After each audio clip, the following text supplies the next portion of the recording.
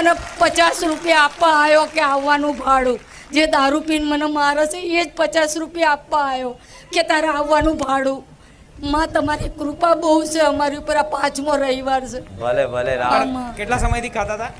અમે પહેલેથી જ ખાતા હતા. વર્ષોથી?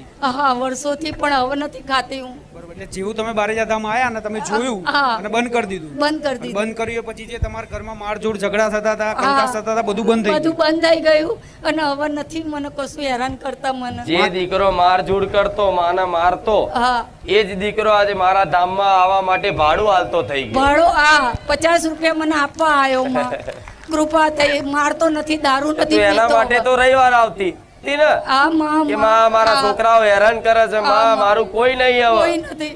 પણ એના માટે જ આવતા ને. આ માં હા, તો બસ જે હજુ એક રવિવાર આયા નહીં, જો બીજા જ રવિવાર સુધી તો કદાચ ભલાન